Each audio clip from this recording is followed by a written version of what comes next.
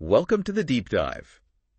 Today, we're jumping into something really transformative. Yeah, those very early days of motherhood. Exactly, that first 100 days. People often call it the fourth trimester, right? Yeah, Feels like a whole different world. it really does. And if you're listening right now, maybe you've got your little one close, perhaps you're feeding, or maybe you've just found a quiet moment. Yes, this is definitely for you. We really want to unpack what's actually happening during this, unique time. Give you a bit more understanding. Right. Our mission here is to look at the science, for both you and your baby. We've been digging into excerpts from the Science-Backed Guide for New Moms, specifically that first episode, your first 100 days, science, sanity, and sweet moments. Mm-hmm. Some really good stuff in there. Yeah, hoping to bring you some eye-opening info, but also things you can actually use. So, okay, let's get into it. Those first 100 days. They are something else. Oh, absolutely. Beautiful, yes, but also exhausting. A real whirlwind. Totally. And these first 3 months, they're huge. A period of just profound change, really. It's happening on so many levels. It's not just, getting used to a new schedule. There are fundamental biological things going on for both of you. Yeah, think about it from your baby's side first. I mean, they've just gone from this super regulated place, the womb. Everything managed for them. Right, to suddenly having managed everything themselves. Body temperature, breathing, feeding. Yeah.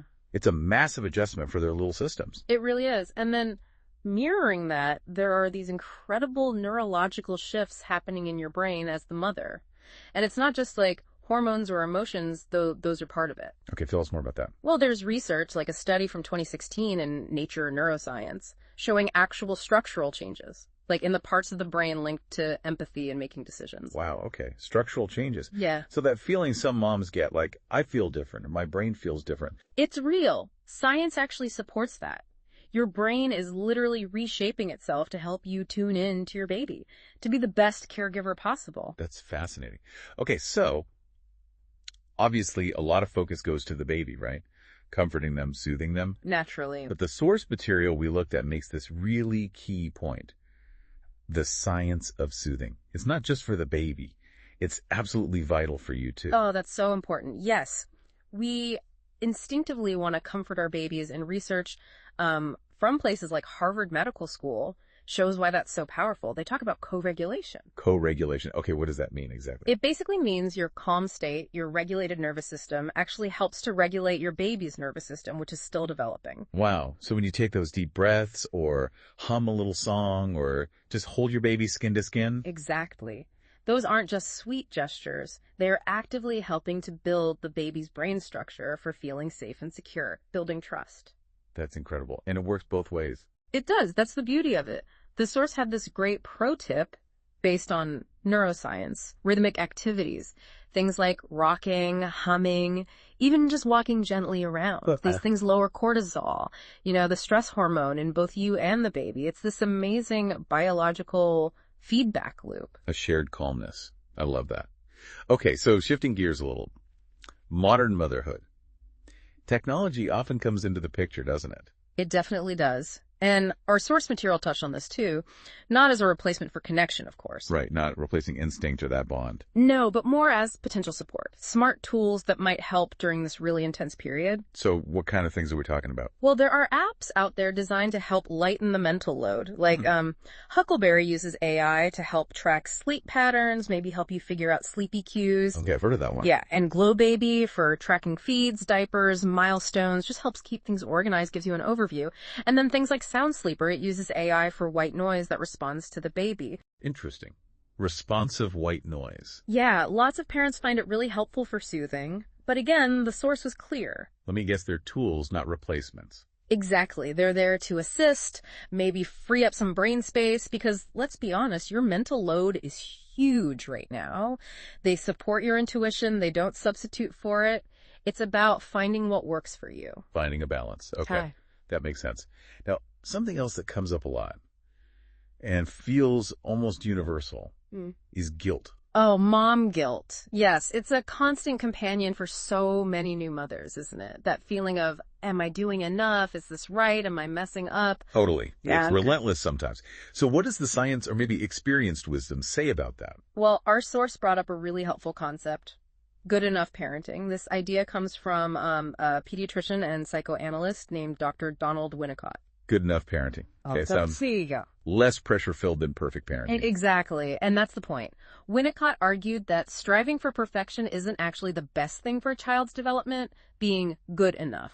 Meaning you're responsive, you're loving, but you're not perfect. You make small mistakes, things don't always go smoothly, and that's actually beneficial. Beneficial. How? Because it helps kids build resilience. They learn to handle small frustrations. They learn to self-soothe a bit. They learn the world isn't perfectly catered to them every second.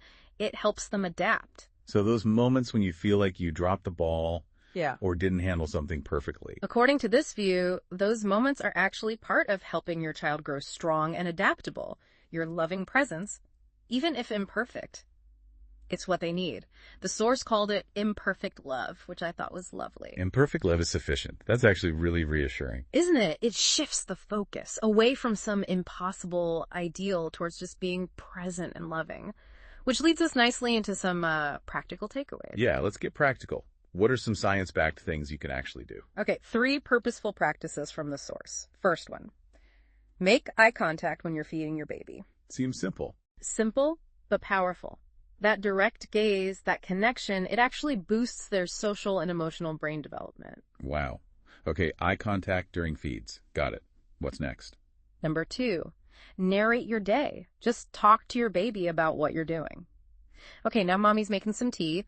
Let's change your diaper, even if it feels silly. Like a running commentary. Pretty much. It builds their language pathways, their memory skills. You're literally laying the groundwork for their understanding of the world and communication. Okay, narrate the day. Makes sense. And the third one? This one's crucial for you. When you feel that wave of overwhelm hitting, practice taking 3 deep breaths. Just pause. Breathe in slowly, breathe out slowly. 3 times. And that helps how?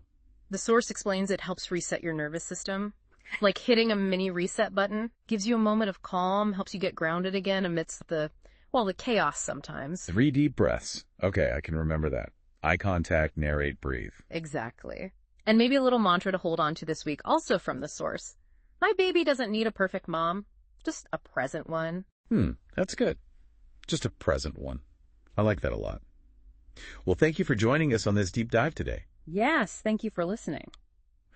We really hope that exploring the science behind these first 100 days has offered some helpful insights, maybe a bit of reassurance. It's an extraordinary time. Absolutely. And if this resonated with you, maybe share it with other new moms you know. They might find it helpful too. Good idea.